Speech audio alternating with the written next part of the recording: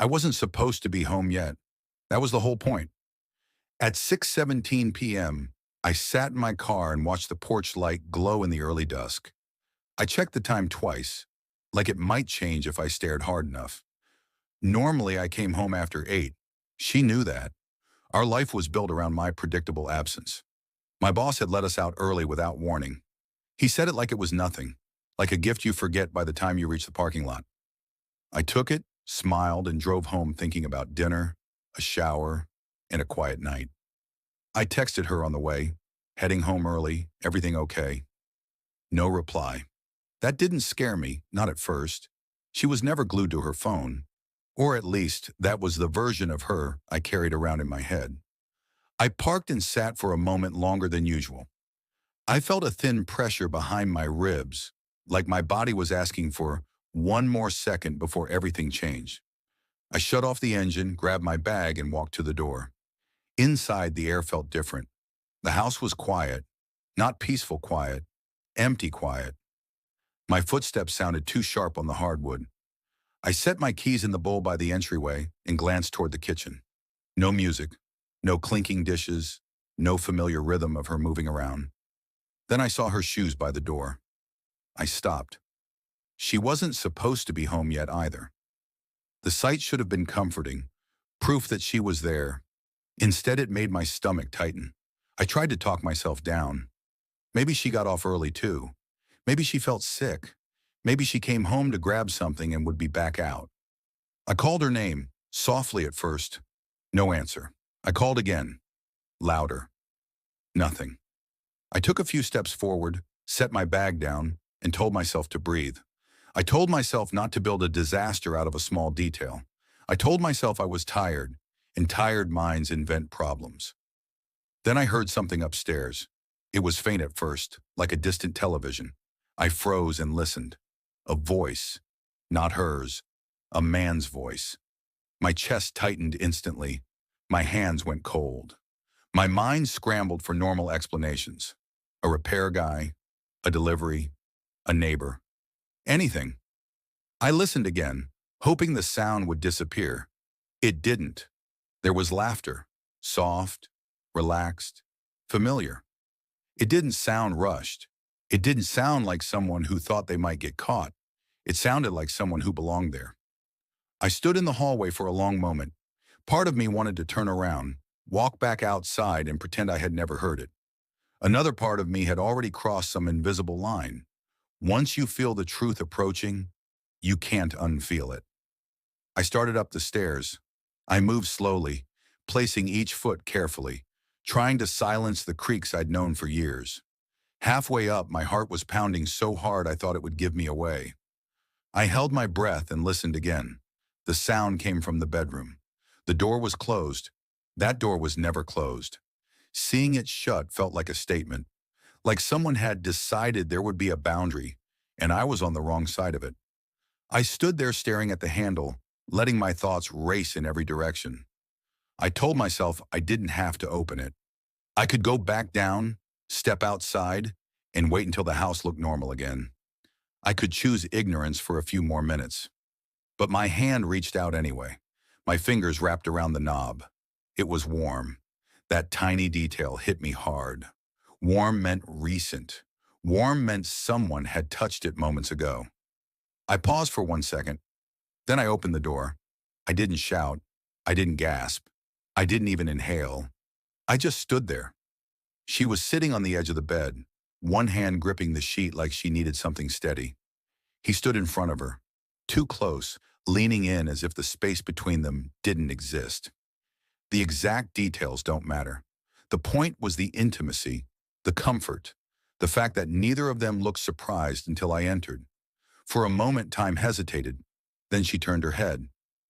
Our eyes met, and the color drained from her face so fast it scared me. Her mouth opened, but nothing came out. It wasn't just guilt. It was panic. The kind of panic that comes from a plan breaking. He turned next, and I knew him. Not a stranger. Not some faceless mistake. Someone I trusted. Someone I had invited into my home. Someone who had sat at my table and laughed at my jokes. Someone who knew my schedule well enough to know I was not supposed to be there. No one spoke. The silence was a wall. I could feel it pressing against my ears. In that silence, I heard everything I hadn't wanted to hear. This wasn't a spontaneous moment. This was a routine. This was something practiced, timed, arranged.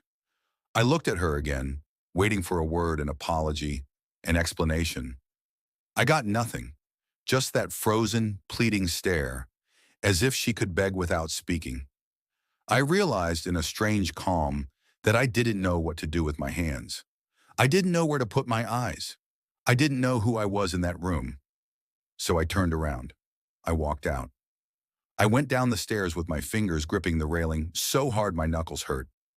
Each step felt unreal, like I was walking through a movie that refused to stop.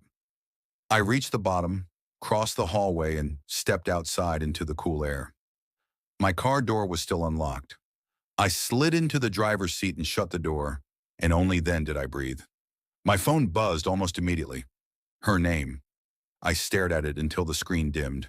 It buzzed again and again. Messages came in, stacking one on top of another. I didn't read them at first. I couldn't. I felt like if I looked down, the whole world might tilt. Finally, I opened one. Please, let me explain. Then another. It's not what it looks like. Then another. You weren't supposed to be home yet. That last line sat there like a confession bigger than any apology. It wasn't a denial. It was the truth. It meant this had been arranged around my absence. It meant the surprise wasn't what happened. It was that I saw it. I started the car and drove without thinking about direction. I passed familiar places that suddenly felt far away. The city moved around me like normal life was still possible, like people could still stop for coffee and laugh at the radio. I drove until my hands stopped shaking. I parked in an empty lot and sat there with the engine off, staring at nothing. My mind replayed the scene in the bedroom, but it replayed it differently each time, like it was trying to find a version that hurt less. There wasn't one. That night, I didn't go back home. I couldn't. I stayed with a friend and barely slept. Every time I closed my eyes, I saw the closed door, the warm knob, the look on her face. In the morning, I checked my phone and saw more messages. Apologies, explanations, promises. I deleted none of them. I just let them sit there, proof that my old life was still trying to speak to me. Days passed in a fog. I went to work and spoke to people as if I had never opened that door. I answered emails. I nodded in meetings. I smiled when required. The world kept demanding normal behavior, and I performed it. At night, the silence came back. Every memory from the past few years started to shift.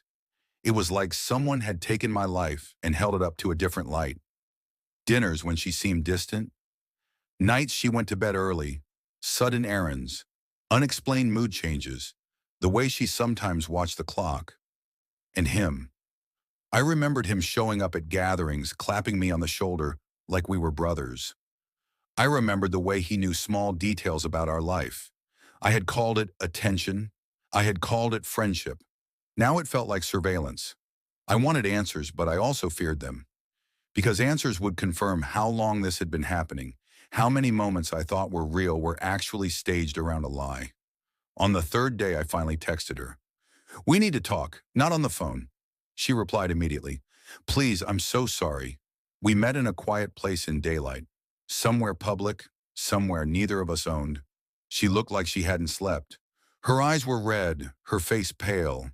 She tried to move closer, like closeness could fix what distance had broken. I didn't let her. I asked one question. "How long?" She looked down and shook her head like she couldn't carry the number. "Long enough," she said. That wasn't an answer. It was a confirmation. I asked another question. Did he know my schedule? She hesitated. Then she nodded. That hesitation was louder than anything else. It told me there had been planning. It told me there had been safety. It told me there had been comfort in my absence. I heard her say it again, almost word for word, like she couldn't stop herself. "You weren't supposed to be home yet." I realized then that the betrayal wasn't only what I saw. It was the way my life had been measured and used. My routine, The thing I thought made me stable had become the cover for their lie. When the conversation ended, she reached for my hand. I stepped back. The movement was automatic, like my body had learned a new boundary. And once you see them, you can never unsee them.